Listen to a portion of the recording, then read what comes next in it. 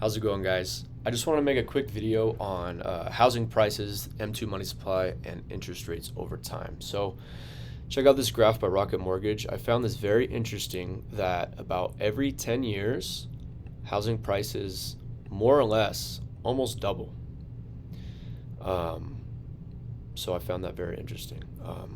And they double no matter what the interest rate is. I mean, look at that. So found that interesting. Let's go to the next chart.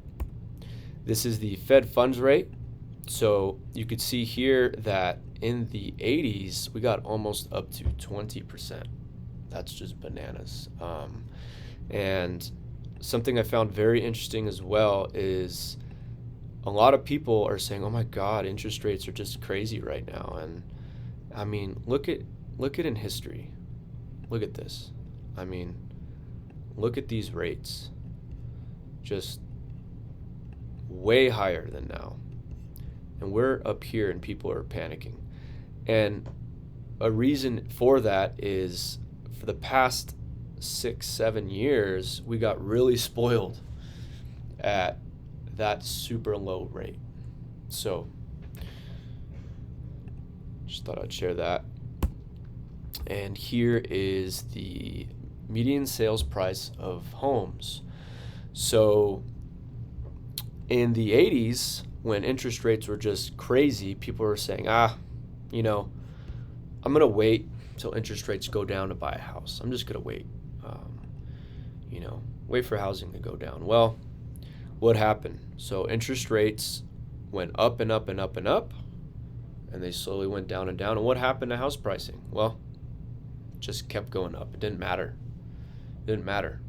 And a reason for that is I'll show you right here.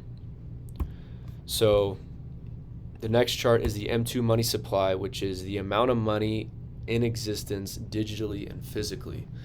Now, this is all printed money. You could see in the 70s, once we got off the gold standard, it just went straight up. I mean, look at during COVID, it literally went straight up over here.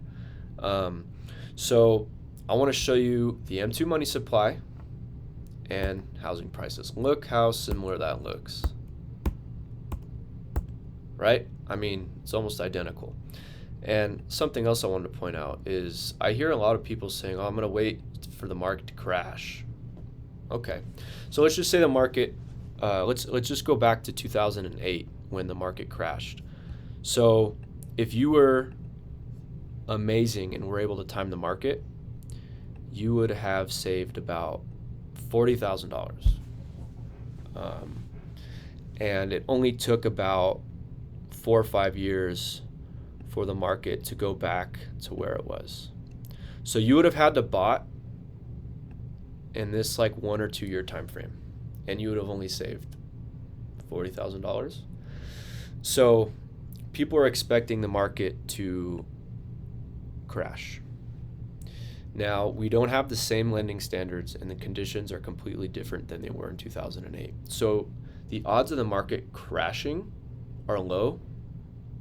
Could happen, though. I'm not saying it's not going to happen, but not likely.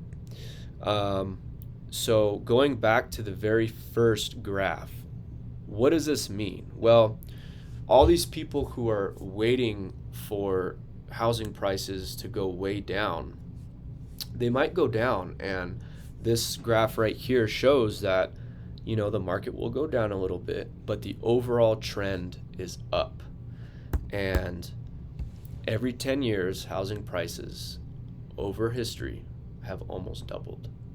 So March 2032, what do you think houses price is going to be? The median house price might be $600,000. It's going to be $800,000. Is the government going to stop printing money? Probably not. So for all these people who are waiting, how much longer are you going to wait? Because housing prices will probably double in about 10 years.